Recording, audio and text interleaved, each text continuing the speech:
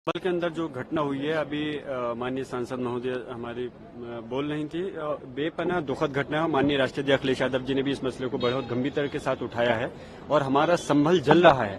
संभल के अंदर जो पुलिस प्रशासन का पूरी तरह से इस घटना को अंजाम देने में इसमें हाथ है और पूरी अपनी लापरवाही और नाकामी को छुपाने के लिए लगातार अपने बयान को बदल रहे हैं। आपने देखा होगा पहले बयान उन्होंने दिया कि पुलिस और प्रशासन पुलिस की तरफ से कोई गोली नहीं चली और उसके बाद में जब वीडियो वायरल हुई तो बैकफुट पे नजर आ रहे हैं। फिर उसके बाद उसको दूसरा रुख दे रहे हैं, कह रहे हैं कि दो गुटों के बीच में ये संघर्ष हुआ। अफसोस की बात है कहां चली गई इनकी बुद्धि कि किस प्रकार से कि दो गुटों का ये कहां से मसला आ गया।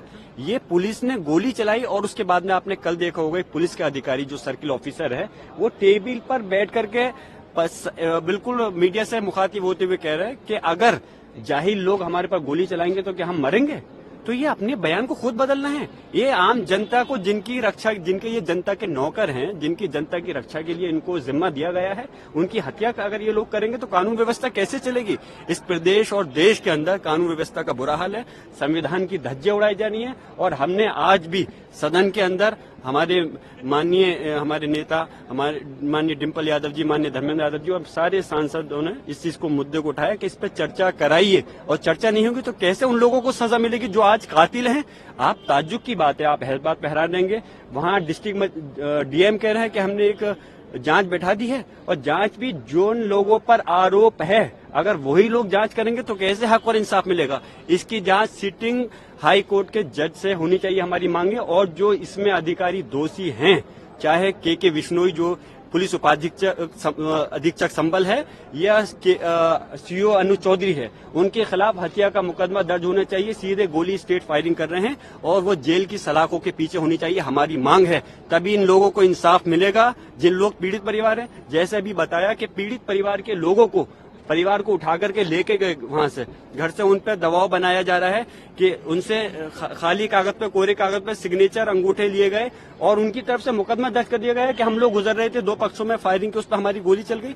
ऐसा जुल्म ज्यादती होगा तो क्या कानून रहेगा। आप लोग चौथा स्तंभ है, मेरी मांग है आप लोग सच्चाई दिखाइए। पार्टीज भी आप लोगों के साथ बिल्कुल पूरी हमारी सपा के साथ में, समाजवादी पार्टी के साथ इस संभल की घटना पर पूरे इंडिया गठबंधन साथ है और सब चाहते हैं इस पर चर्चा होनी चाहिए और उन दोषी अधिकारियों के खिलाफ सख्त एक्शन होते हुए कार्रवाई होनी चाहिए। आपके खिलाफ फुटेज भी दिखाया है जिसमें ये दिखाया जा रहा है कि कैसे दो गुटों के, एक गुट के लोग हैं जिन्होंने मुंह पे कपड़ा बांधा हुआ है, देसी पिस्टल मिली है और कैसे वो इंसाइट कर रहे हैं क्राउड को। आपको इस सीसीटीवी फुटेज मैं एक बात कहना चाहूंगा, इस प्रश्न के लिए आप ही लोग मुझसे अच्छा जवाब देते तो चौथा स्तंभ होने के नाते मुझे और खुशी होती।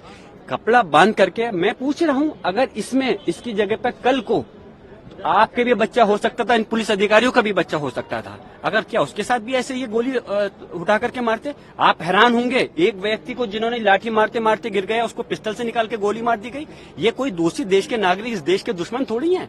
इस हिंदुस्तान के सिटीजन है, नागरिक हैं, उनके साथ में ऐसा जुल्म ज्यादती अत्याचार। और मैं एक बात और बताता चलूं, ये कोई हिंदू मुस्लिम का झगड़ा नहीं है, कोई संभल के अंदर कोई हिंदू सामने नहीं है।